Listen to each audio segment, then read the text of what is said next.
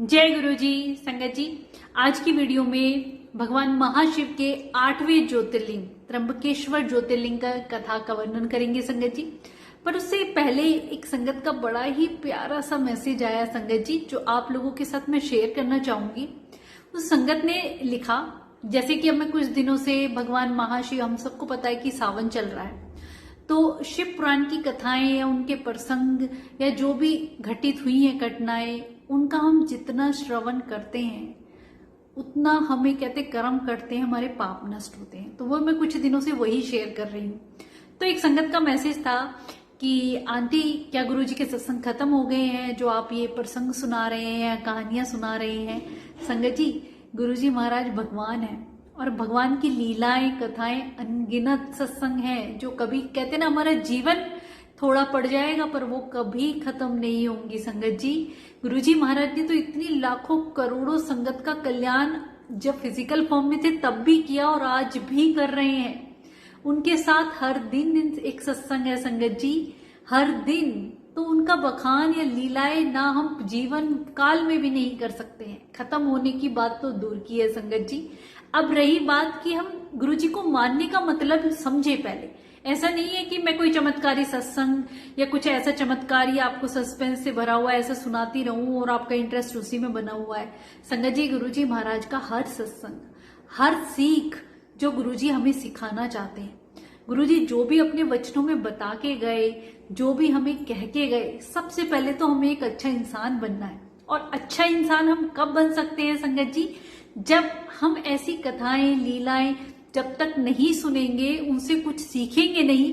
गुरुजी क्यों गुरुवाणी में जो ये व्याख्या वाले शब्द चलवाया करते थे, आपने भी देखा होगा, उनमें कुछ ना कुछ ऐसी कथा होती थी बीच बीच में, जो कहते ना हमारा अगर हम ध्यान से अपने जीवन में उतार लें तो जीवन बदल जाए।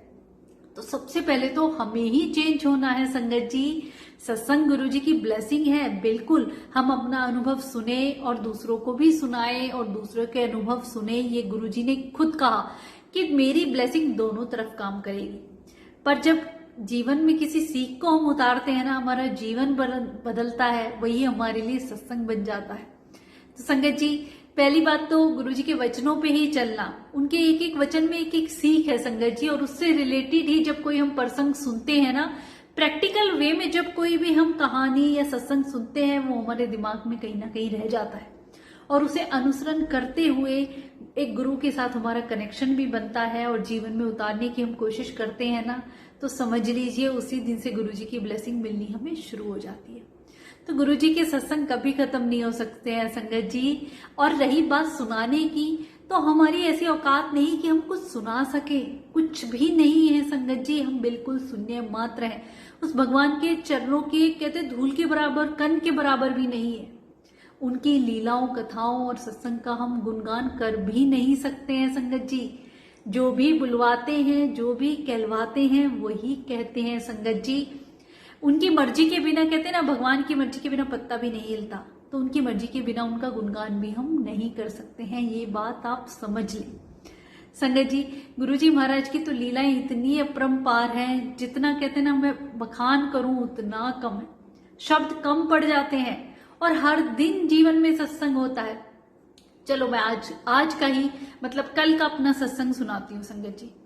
मेरे राइट हैंड में अचानक से कई दिनों से थोड़ा थोड़ा पेन हो रहा था। जैसे मेरी ये फिंगर है, इसके यहाँ पे बहुत जबरदस्त पेन, जैसे ऐसे होल्ड करने में भी मेरे को दिक्कत हो रही थी। तो मैं योगा क्लास जाती हूँ, तो मैम ने बोला कि आप कुछ हैवी चीज इससे होल्ड मत करो। ठीक है संगत जी, मैंने 2-3 दिन कोशिश करी, पर आप राइट हैंड से कितना ही कंट्रोल कर लेंगे, आपको कुछ ना कुछ पकड़ना भी पड़ जाता है, काम भी होता है, कुछ ना कुछ हर चीज। इवन फोन को हाथ में लेके उसके बटन दबाने में ही मेरे जान निकल रही थी संगत जी। ऐसे कल मेरी हालत हो गई थी। अब फिर संगत जी, मैंने अपनी टीचर से बात करी कि शायद योगा करते वक्त कुछ ज्यादा कोई नस खिंच गई है, क्या हुआ है? तो उन्होंने मुझे बताया कि गर्म या ठंडे पानी में ऐसे सिकाई करो या कुछ भी मुंह वगैरह लगा लो। मैंने वो रात को सब किया और फिर मैं सुबह उठी, जैसे ही अपने गुरुजी महाराज के चरणों में बैठी, तो मैंने कहा गुरुजी आप देख लेना, क्योंकि राइट हैंड के बिना तो कोई काम ही नहीं होता है और मेरे को इतनी तकलीफ हो रही है अभी, मैं नहाने में, कपड़े पहनने में जैसे मेरी जान निकल रही है, कुछ भी करने में राइट हैंड से। आगे मतलब अगर एक कहते हैं ना घर की लेडी ही बीमार हो जाए तो पूरा घर अस्त व्यस्त हो जाता है, पूरा घर ही जैसे बिल्कुल डिपेंडेंट की हर चीज उनके हाथों से ही होती है, तो कैसे काम चलेगा। मैंने कहा गुरुजी मेरा बच्चा भी है, आप देख लेना कैसे करना है, हस्बैंड भी अभी नहीं है तो क्या होगा, आप संभाल लेना। मैंने गुरुजी को ये बात कही। संगत जी उसके बाद मैं जैसे आती हूँ, मैंने जल का लोटा लिया जो मैं बाहर लेके जा रही थी, मुझे नहीं पता मैंने कैसे उसमें जल भर लिया और उसी राइट हैंड से पकड़ लिया। मैं जल बाहर दे भी आई और फिर मुझे पता चला कि मैंने कैसे उठा लिया ये। तो मतलब इतनी जल्दी कौन सुनता है। हर दिन हमारी जिंदगी में सत्संग है संगत जी। रात को मैंने जो भी गर्म सिकाई है दवाई लगाई, उसके बाद सुबह भी मेरे हाथ में इतना पेन था कि मेरे को नहाने में कपड़े पहनने में भी दिक्कत हुई। और आप सोचिए जरा सी गुरुजी से अरदास लगाई तो उन्होंने कैसा मेरा हाथ बिल्कुल ठीक कर दिया। मैं हैरान कि सुबह मैं इससे सब कुछ कर रही हूँ, हैवी चीज भी उठा रही हूँ, वो दर्द कहाँ चला गया। हाँ हल्की सी सेंसेशन है, मैं कह नहीं सकती कि दोबारा हो जाए, पर गुरुजी ने कैसी तुरंत मेरी बात सुनी कि हाँ ये जैसे कहते ना अपने पिता से कि आज मैं अकेली हूँ कैसे संभालूंगी, बच्चे को भी स्कूल भेजना है, टिफिन भी पैक करना है, सारे काम करने हैं, इससे तो कुछ होल्ड ही नहीं होगा गुरुजी, कैसे करूंगी। तो ऐसे प्यारे मेरे रब हैं संगत जी जो हर पल हमारी मदद करते। तो उनका गुणगान करने के लिए हमारे शब्द कम पड़ जाएं संगत जी। हर दिन सत्संग है हमारे प्यारे रब के लिए। तो ऐसे कभी मत कहिएगा कि गुरुजी के सत्संग खत्म हो गए हैं। लाखों करोड़ों लोगों को संभाल रहे हैं गुरुजी। सोचिए हर एक संगत के हर दिन का एक सत्संग है तो क्या कभी खत्म हो सकता है। और कितनी तो ऐसी अनगिनत ओल्ड संगत हैं जो फिजिकल फॉर्म में गुरुजी से मिली हैं, जिनके सत्संग ना कभी हम पूरे सुन सकते हैं, ना ही बता सकते हैं, ना ही कह सकते हैं संगत जी। रब की महिमा गुणगान हमारे बस में नहीं है। तो आप ये बात समझ लें कि गुरुजी महाराज हमेशा अपने चरणों में हमें ऐसे ही बिठाए रखें और अपनी कृपा बरसाते रहें। अब बात आती है संगत जी महाशिव के 8वें ज्योतिर्लिंग त्र्यंबकेश्वर। ये महाराष्ट्र के नासिक जिले में ब्रह्मगिरी पर्वत पर स्थित है संगत जी। जब ब्रह्मगिरी पर्वत पर एक बार ऐसा समय आ गया था कि अकाल पड़ गया था, तो गौतम ऋषि जी और वहां के सारे लोग मतलब त्राहिमाम करने लग गए थे कि अकाल हो गया, कुछ भी नहीं समझ आ रहा था। उन्होंने वरुण देवता की पूजा पाठ जो भी किया, खुश करने के लिए वरुण देव प्रकट हुए। तो गौतम ऋषि को वरदान देके गए और एक ऐसा कुंड देके गए कि जिसमें कभी भी अन्न और जल समाप्ति नहीं होता था, कि जितने भी ऋषि मुनि साधु संत हैं सबकी तृप्ति इस कुंड से हो जाएगी। तो जब गौतम ऋषि का कहते हैं ना आश्रम ऐसे अन्न धन सबसे खुशी रहने लगे, तो बाकी जो ऋषि थे वो उनसे ईर्ष्या करने लग गए कि इनके आश्रम में तो सब कुछ है, ऐसा कुछ किया जाए कि इन्हें यहाँ आश्रम से बाहर भेजा जाए संगत जी। तो वो क्या करते हैं कि गौतम ऋषि के जो खेत थे वहां पे एक वृद्ध गाय को चरने के लिए भेज देते हैं। अब गौतम ऋषि ने उस गाय को भगाने के लिए जाते ही हैं, फिर क्या देखते हैं कि उनके जाने से पहले ही वो गाय वहां मृत दिखाई देती है। अब गौ हत्या का पाप गौतम ऋषि जी के ऊपर लग जाता है। चारों तरफ ये बात हो जाती है, तुरंत उन्हें आश्रम से निकाल दिया जाता है। अब गौ हत्या के पाप की अपने ऊपर लेके गौतम ऋषि बड़े फील करते हैं कि मुझे क्या करना चाहिए, कोई तो उपाय होगा जिससे मुझे इस पाप से मुक्ति मिल सके। तो उन्हें भगवान शिव की आराधना के लिए कहा जाता है।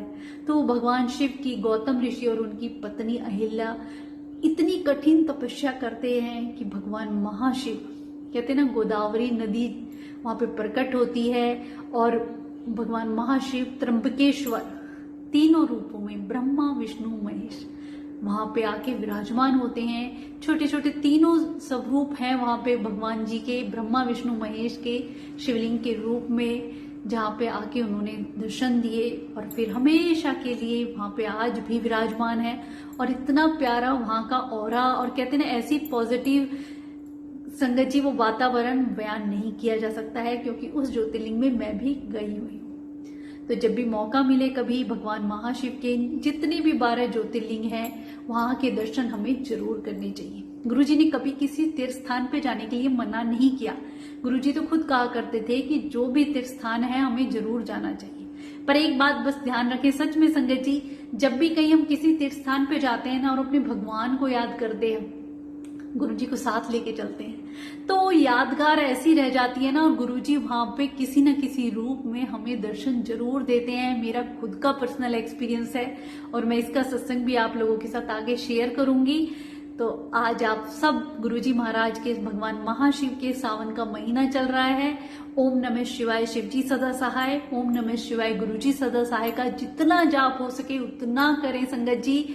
इस महीने में जितने हम कर्म कटवा सकते हैं, जितने अपने पाप खत्म करवा सकते हैं, उतने हम करवाएं। उस रब के चरणों में बैठें और उनका ध्यान करते रहें। शुक्राना गुरुजी।